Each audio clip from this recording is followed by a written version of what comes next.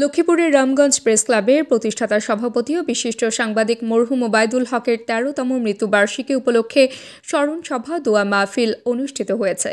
রবিবার press club মিলনায়তনে সভাপতি আবু তাহেরের সভাপতিত্বে ও সাবেক সভাপতি মাহমুদ ফারুকের সঞ্চালনায় এ অনুষ্ঠান হয়। প্রধান অতিথি ছিলেন রায়পুর সরকারি কলেজের সাবেক অধ্যক্ষ ওবায়দুর রহমান, সাবেক সভাপতি এস.এম. বাবর, সাংবাদিক মোহাম্মদ মাসুদ রানা মুনি, মোহাম্মদ ওমর ফারুক, জাকির হোসেন সুমন সহ অনেকে মরহুমের কর্মময় জীবনের স্মৃতিচারণ করেন। বক্তারা বলেন, তিনি ছিলেন সাহসী ও নিরপেক্ষ সাংবাদিকতার অগ্রদূত এবং রামগঞ্জ প্রেস ক্লাব প্রতিষ্ঠাতার মূল উদ্যোক্তা। শেষে তার আত্মার মাগফিরাত কামনায় বিশেষ দোয়া করা হয়।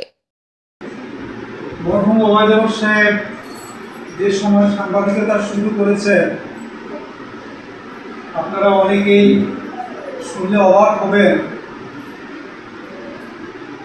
আপনারা যে পরিবেশ, যে সুযোগ সুবিধা বর্তমানে অবস্থান করছেন, আপনাদের যে কর্ম পরিবেশ, সেই পরিবেশের সঙ্গে তার পরিবেশের এত কিছু খুঁজে পাওয়া যাবে।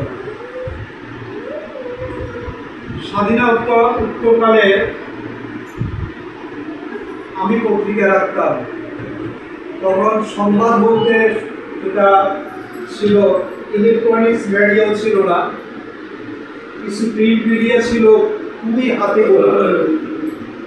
আর মফস্বলে এই সমস্ত সংবাদ, তথ্য সংগ্রহ, পাঠ, এগুলো অকল্পনীয় ব্যাপার ছিল। রামগঞ্জে ডাকযোগে পত্রিকা আসতো ঢাকা থেকে। কোনো পত্রিকা আসতে ৫-৬ দিন পর পত্রিকা পেতাম।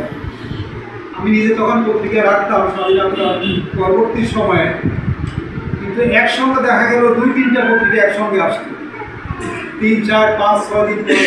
কখনো কখনো দুর্যোগের কারণে ১ সপ্তাহ পরেও আমরা পত্রিকা পেতাম। বুঝতে পারেন পত্রিকা তখন কী অবস্থা ছিল।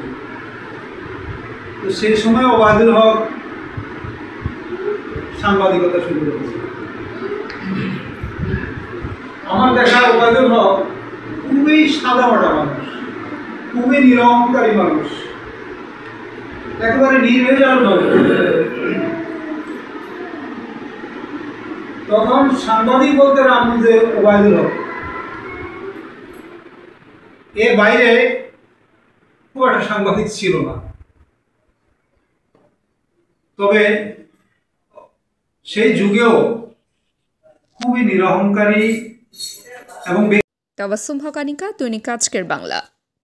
দৈনিক আজকের বাংলা .net